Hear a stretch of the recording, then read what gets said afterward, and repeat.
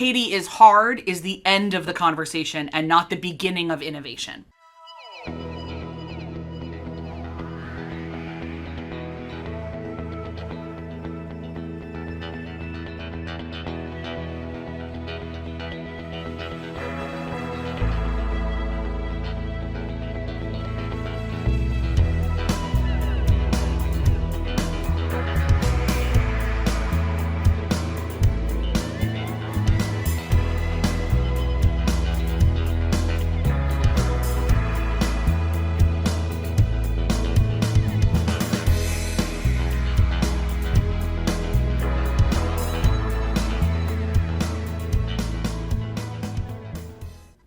Hey everybody, we're the Good Doctors of Abbey Research. My name is Dr. Kristen.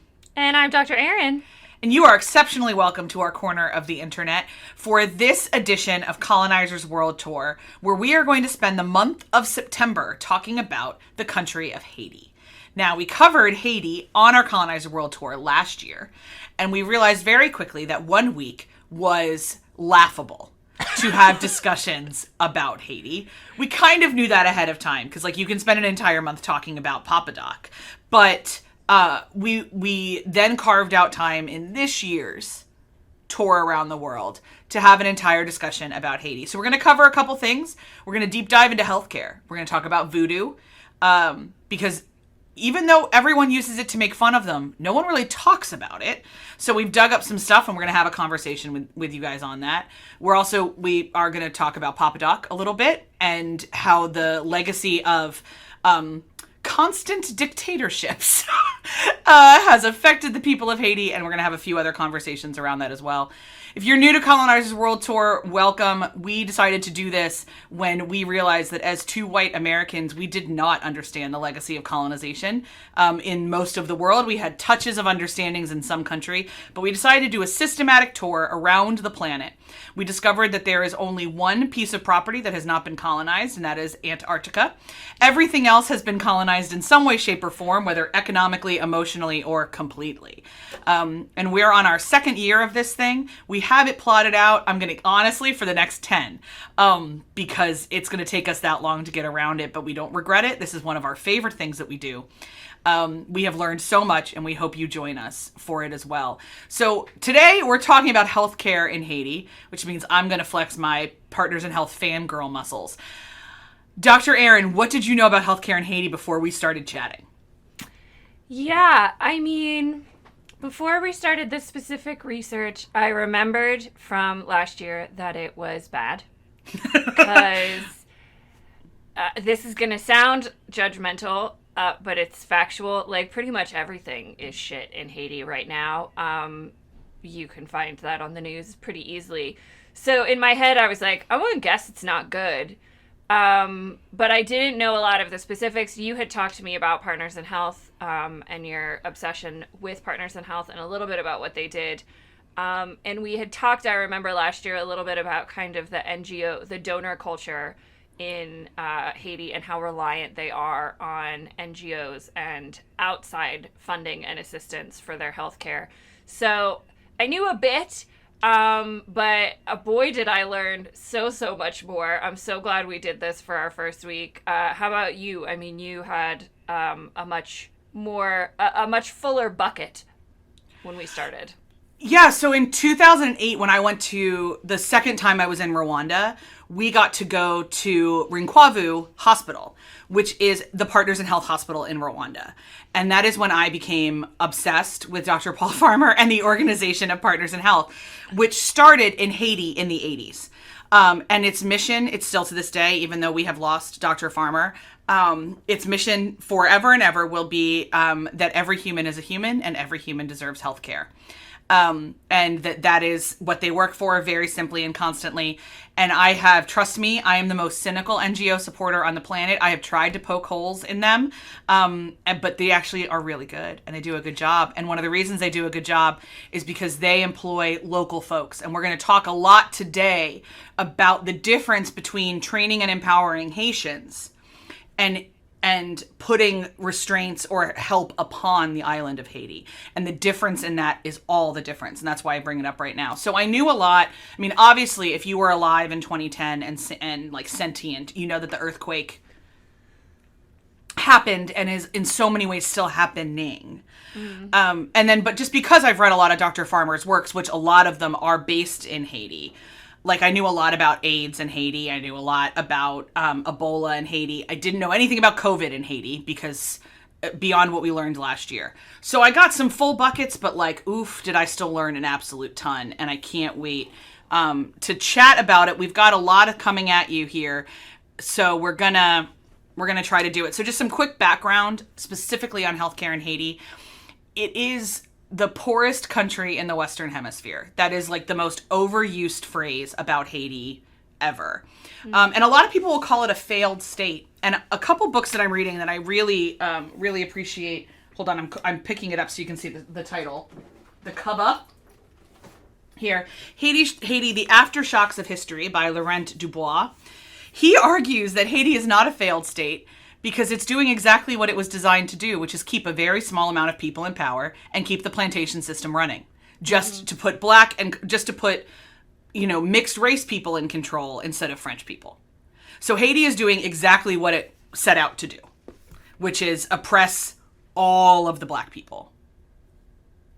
And that's what it's doing now. So if you are, up until the dictatorship of Papa Doc Duvalier in the 60s, if you had wealth, you might be doing okay in Haiti. If you did not have wealth or resources, you were barely surviving like from the jump.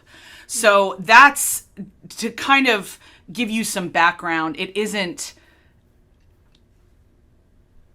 complicated because it was in a certain way designed to be complicated. And designed in that certain way. So just really quickly, here's some facts. Less than 1% of the country's GDP is dedicated to healthcare education. About 20% of the population lives on $1.23 a day. Almost the entire population is below the global poverty line, which means they make less than $10,000 a year. Less than $5,000 a year. Global middle class is $10,000 a year. And a good chunk of Haiti is below that $5,000 a year mark. Since the earthquake, it's only gotten worse. Right as the earthquake was like rebounding, quote unquote, only a third of the population was financially stable enough to access healthcare.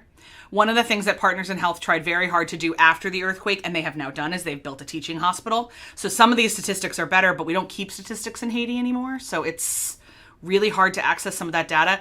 But there's a hospital now in the central plain of Haiti. There's a hospital in Port-au-Prince that is run by Haitian-trained doctors. And Partners in Health has partnered with the Haitian government to rebuild the public sector to varying success depending on availability of staff and government funding.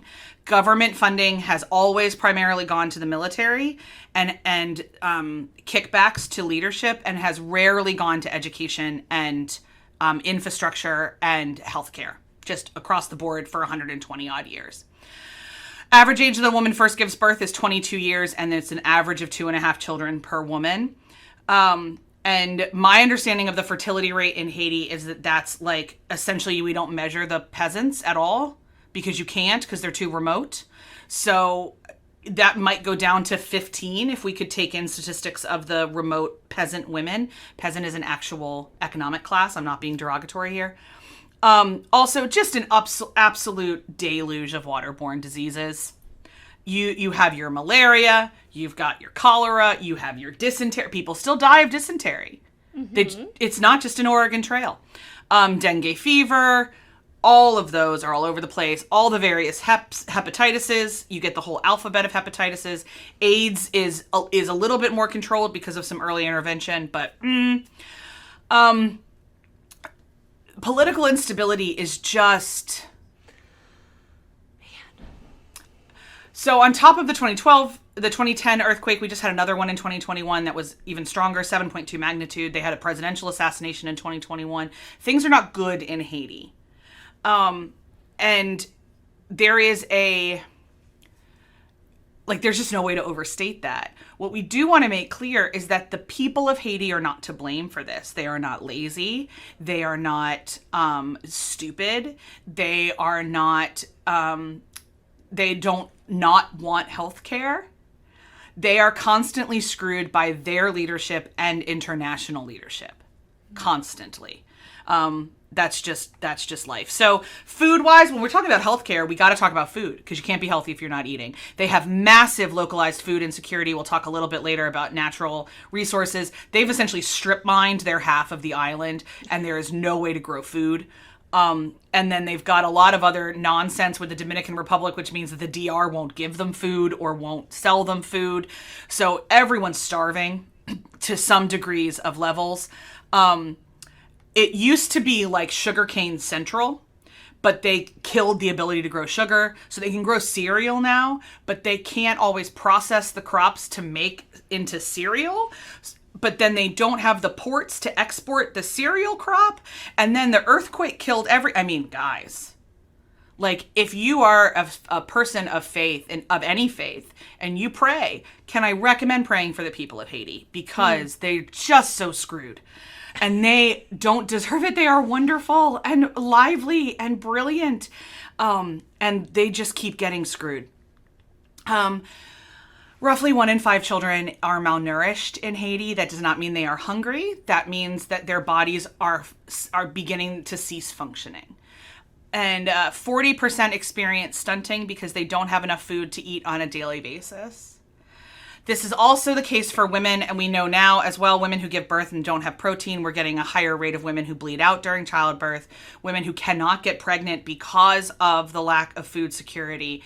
It's a major, major deal. And then COVID happened. So Erin, you want to tell us about Haiti and COVID?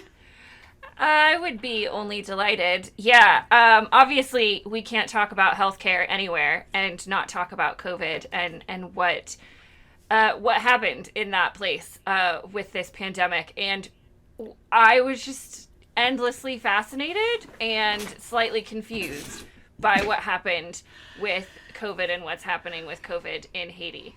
So by April of 2021, they still had not received a single dose of any vaccine. And that might seem like, oh my gosh, we don't care about poor countries. Like, of course, we all know vaccine distribution was highly, highly inequitable. But one of the challenges that I heard about as I was doing this research was, especially with the COVID-19 vaccine, they only had so long of a shelf life. Yeah. And so you have a lot of difficulties in transporting things to Haiti. They don't have the infrastructure to distribute vaccines. They don't have the health facilities to house vaccines, like the freezer capacity that you need. So it was a big logistical situation. But you also still have, vaccine hesitancy, mistrust of Western medicine or misunderstanding of Western medicine, all of these kinds of things. So there were lots of pieces to this very complex puzzle. But, that was April 2021. So would you like a 2022 update? By July of 2022, only 1.4% of their population was fully vaccinated. Okay. So they got vaccines. People didn't get vaccinated. Now you might wonder, or you might think based on that like Haiti had an explosion of COVID everywhere. They have only recorded 838 deaths as of this week from COVID, and only 32,000 cases out of 11 million people. Wild. And I was, I watched a couple of videos about this. They'll all be in the downstairs in our Living Google Doc. And people were coming in saying, well, people didn't believe in COVID because so few people were getting sick. So they didn't actually believe it was happening. They didn't see people getting sick from COVID. So when they did get COVID, they called it something else. And so, the numbers are lower, than we think they should be. And a health minister for Haiti came in and was like, or a doctor running a clinic came in and was like, yeah, but we just don't have the dead bodies. To be frank, we don't have another 4,000, 5,000 people that have died of other illnesses that could be considered COVID. And this is, in comparison to the Dominican Republic, where they've had over 4,000 deaths, 627,000 cases. And so it's a really interesting conversation about what the perception of COVID was in Haiti, but also a lot of these other factors that we're going to get into towards the end of the video, especially about the concept of structural violence and how it impacts the functioning of a society. So Haiti is very closed off from the world. So they didn't have a lot of people coming in and out of Haiti to bring the disease. Haiti is very, communities can be very isolated. What happens when you have major natural disasters that destroy what paltry infrastructure you had in the first place? You don't have roads to get places.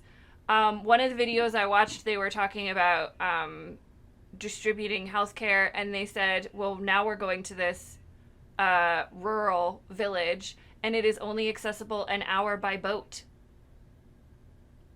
Like, you couldn't even get there by land. So, instances where there were cases of COVID, they would have been very isolated. And, all of the things that we had to do in highly populated, highly mobile areas around the United States in terms of reducing the spread wasn't necessarily what they had to do there. The government did and didn't handle it well, depending on whom you ask. A lot of the people on the ground, if they believe in the pandemic at all, would say that the government was supposed to provide PPE and didn't. But there's also a high rate of stigmatization against masks and vaccines and Western healthcare, full stop. And they also don't have a high proportion of high risk people. So it's one of the youngest countries in the world as well. I think their average age right now is about 25 years of age. So that was one of the other arguments that they were making is why are we pushing to get vaccines we don't have that many people over 65?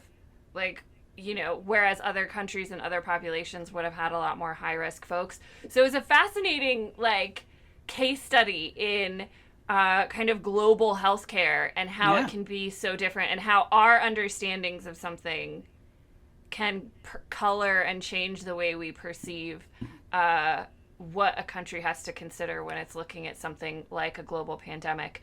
So absolutely fascinating. The other thing that was fascinating and not as surprising was the specific intersection of gender and healthcare in Haiti. Again, we're going to go back, when we often talk about America, we say everything goes back to states' rights. I'm going to say with Haiti, pretty much everything goes back to structural violence, and we'll explain that in a little bit. But pre-existing lack of social protections and the aforementioned non-existent infrastructure, anywhere this happens in the world, it leaves women and girls and other marginalized groups more exposed to healthcare issues, to issues of access. So Haiti has the highest rate of maternal mortality in the Western Hemisphere. Most of Haiti's public health facilities, waiting lines for family planning services and HIV/AIDS testing are designed to be separate from routine care. And so it's highly stigmatized in a lot of ways that healthcare is delivered. And so it makes that visible social stigma really difficult for people to get treatment, especially for sexually transmitted infections, STIs, or HIV/AIDS, and other sex-related health services. So that, again, disproportionately affects the people that need those services. And then all of the natural disasters, it just hurts women and girls more. I mean, we just know this globally, right? Women's access to healthcare, especially in terms of reproductive health and survivors of intimate partner violence, domestic violence, it becomes that much harder. Those are the services that get cut. Those are the services that get stigmatized. And so Haitian women and Haitian girls have a real tough battle to get equitable care when they're facing that many issues. And I think this is a perfect transition to your next section, talking about kind of the state of Haiti's healthcare from the public sector and then from the private sector and our dear beloved NGOs. So, Haiti is largely run by outside forces in a lot of ways. Good chunk of them are American, and they're all under the guise of helping. So one of the most famous is like the Clinton Global Fund, where there's lots of, I've watched a lot of TikToks and of the Haitian diaspora and a lot of YouTube videos that argue that Bill Clinton is the most powerful man in Haiti and has been for 15 years because he controls the most amount of money that goes in to Haiti. The problem with a lot of NGOs, and this is my stump speech in which please never give money to the American Red Cross, is that they show up and they bring in their own staff, which then need more money than the local population, which then need, a whole lot of other things. They impose themselves upon the Haitian population, and then they leave. They might then hire Haitians into a system that the Haitians themselves did not create. But often they don't. Often they just keep sending Americans or Western Europeans or Canadians or what have you. So, rule of thumb, if you are ever looking for an NGO to donate to for any natural disaster, what you want to look for is that they hire local folks almost immediately. And they rely on indigenous population, that they train the indigenous population for anything they don't already have. What you want to look for. So like World Central Kitchen does this, Partners in Health does this, Doctors Without Borders does this. You want to look for the folks that are training the local people because the people that are closest to the problems are closest to the solutions. Everything else is just about resource distribution.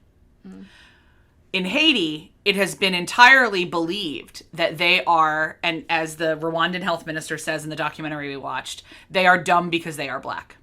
Mm-hmm.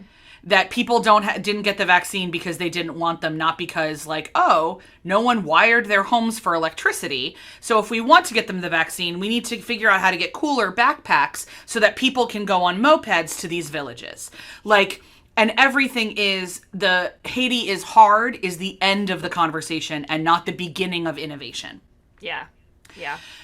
So they've become almost entirely dependent on donor care. There's a whole mess of nonsense with the American invasion in 1915 and then again with the Nixon administration that honestly I could talk about for an hour about what this looks like and why it looks like this. And then, of course, with I'm using air quotes because we should, the Haitian boat people in the early 90s, for anyone who remembers Elian Gonzalez and all of that. Port-au-Prince is 90 miles from Miami. And so there's a lot of very wealthy South Florida people are like, oh, well, I can help in Haiti. They might not need the help that you think you can give, et cetera, et cetera. So there is no shortage of needs in Haiti to redistribute resources. But from everything I've read and everything I've watched and everyone I've ever talked to who's been to Haiti, there's also no shortage of desire on the ground to make their own country their own. And they have every right to do that. And so organizations that don't make them dependent are the best. The Clinton Global Fund is a whole, again, if you would like a rant about the Clinton Global Initiative, you just let me know. I just want to jump in real quick before you move on here, just to say, it struck me so much as you were describing that system of kind of donor culture or, NGO philosophy, is how much it perpetuates the legacy of colonization. Yeah, yeah. And it is the colonizer's mindset that, I know better what's best for you. Because I have the technology, I have the resources, I have the education, yada, yada, yada. And so you can't be trusted to come up with a system yourself or to run a system yourself. and it's best if we just manage the resources. It's the most colonizing thing I've heard in such a long time. And because of colonization, that mindset has impacted all of the ways that we view things that should be helpful, in a way that is actually very harmful. And we'll get into that a lot when we get to tomorrow's documentary discussion. But it just struck me as you were talking about that. I was like, light bulb moment. Yeah, one of the very first books that most social work students in the United States read is a book called When Helping Hurts. And it's a lot about the conversation of how do we, I mean, I've done this journey of thinking that I could show up and have something to offer. What I've realized now is when I show up, my job is to be their eyes and ears to get resources everywhere else. And I'm showing up for moral support and hugs and maybe to hold their baby, and maybe to deliver some medicine. But like, I'm not needed there outside of personal relationships. And that's a really different mindset than kind of everything else. But the reality is that resources are poorly distributed. And so it really needs to become about resource redistribution, which is what, again, I'll say this. If you see a natural disaster or a war zone and your immediate response is, I want to get in a plane and help, do not do that. Send cash. Send cash to the organizations that are already on the ground, because they don't need your body taking up clean water that they need for their own people. So always, that's it. Always send cash. Speaking of crises, natural disasters, Lord Jesus, is Haiti the land of them. Oh my God. It is just like it's in the hurricane central. It's on evidently a tectonic plate that keeps having hissy fits. And the thing that we learned last year, too, which is so important, is because of the over planting of the land, because they stripped Haiti of every possible tree that would stop a mudslide or that would help the land heal itself. And that adds to the disproportionate impact of natural disasters in Haiti, compared especially to the Dominican Republic, which they share the same island. So the same hurricane season, the same tectonic plate. But that legacy of colonization means that, boy, just nothing sticks to the ground there. They strip mined everything to grow more sugar. Mm-hmm. For anyone who doesn't know. The stat that Aaron found, at last count, nearly 10,000 people have died and almost 800,000 have been sickened by ongoing epidemic that is directly tied to negligent waste disposal after 2010. By the UN. By the United Nations, who introduced a deadly cholera bacterium into Haiti's main river system. Okay. Yeah. Okay. So that's not even a natural disaster. That's a man-made one. That showed up after the natural disaster. Because the UN peacekeeping force went there to make things better. And they probably did, but then no one thought, like, hey, you know what we shouldn't do you know what we could do is also bring some water filtration. You know what we could do is not pee in the river. Not dump our waste in the river. In the river. Just a quick thought. And this transitions really well into Dr. Aaron's final soapbox and education point, in which we learn all about the concept that Dr. Paul Farmer has written about extensively, in which he terms it structural violence of living in Haiti. Yes. So this is a phrase that came up quite a bit as I was researching, and not having had the social work experience that Dr. Kristen had, it was a new term to me. And to be used so intentionally and so specifically to talk about Haiti. So I was like, I wonder what that is. So I asked Google, and it was not, the term itself was not created by Dr. Paul Farmer, but he talked about it a lot, and I think is one of the reasons why it is understood in development communities and in development organizations as well. So he defined it as the way by which social arrangements are constructed to put specific members of a population in harm's way.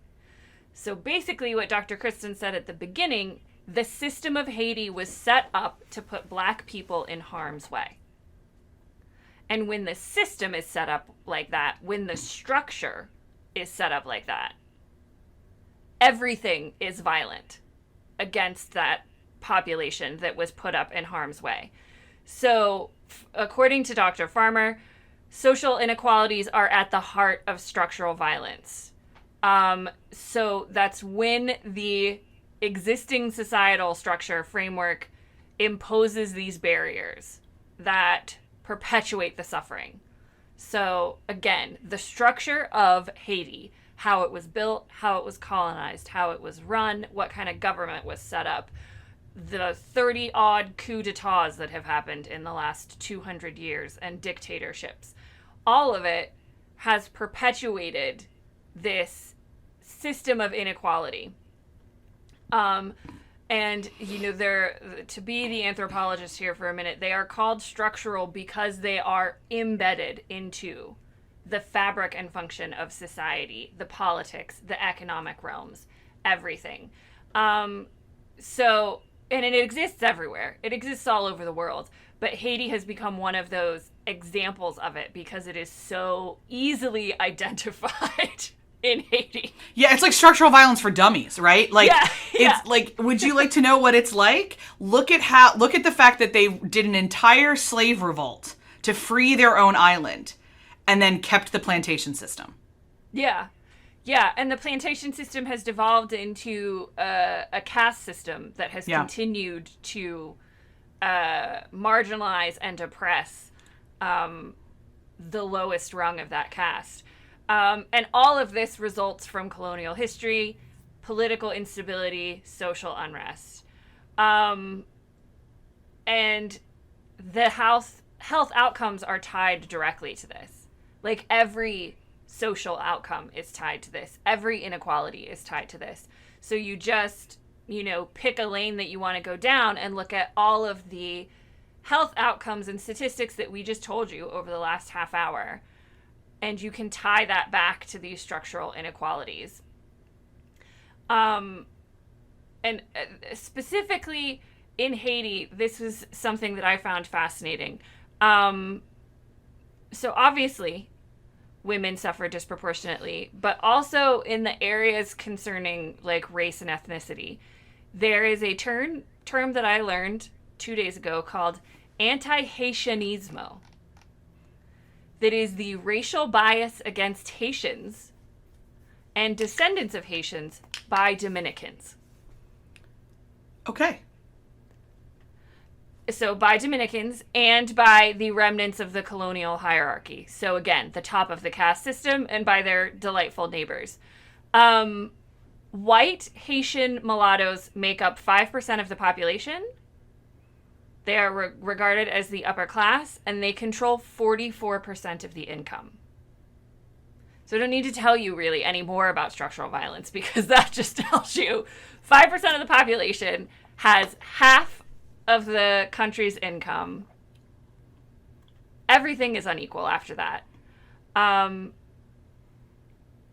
It's just, we won't even go into like the details of it, but you can't understand what's going on in Haiti, specifically for the Black population, the poor Black rural population, without understanding structural violence.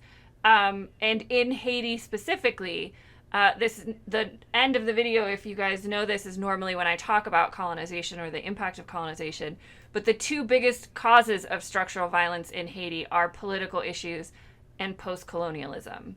So it is one of the most stark examples of the ongoing legacy of colonization in like a microcosm, because Haiti is small, like geographically, you know, it's a lot harder to look at the prolonged legacy of colonization in Brazil because Brazil is flipping massive.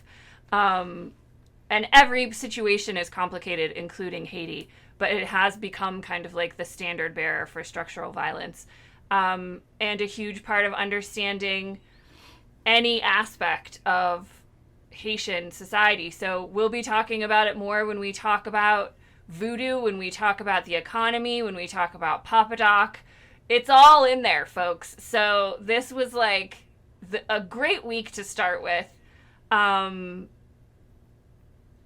Because we're laying the foundations for where we're going the rest of the month. Speaking of foundations, it is now time for our Jeopardy fun fact, although I don't think either of our facts are very fun today. No, they are not. They are not fun. They are not fun facts. Oh, Haiti is a beautiful place, y'all, and we're so excited to explore the rest of it and more of it, and we have some really exciting pieces of art as well that aren't going to be all doom and gloom, we promise, so stick with us. My Jeopardy fun fact for this is gonna be going back to the fact that 5% of the population controls about 50% of the national income. Like, it's bad. It's bad everywhere, y'all, but that's real bad. Real bad. And it's a fact that I wish I didn't know, but mostly because I wish I didn't know that it was true. How about yourself? Mine comes from this book, AIDS and Accusations by Dr. Paul Farmer, which covers the beginning of the AIDS crisis, pandemic, pick a word. And I knew that America blamed Haiti for AIDS on a level, but like it had fallen out of my brain because I do so much research on AIDS and Africa that I forgot about Haiti. And I learned that in the beginning of the pandemic, there was an article in the Journal of the American Medical Association. So there are two major journals in medicine that we all talk about as like, oh, the Lancet, which is British, and JAMA, which is American. So in JAMA, there was a headline that reads, oh, I lost my piece of paper, but it is, oh no, here it is. It's wild. Okay. In 1986, this article was entitled, "Do Necromantic Zombieists Transmit AIDS During Voodooistic Rituals?"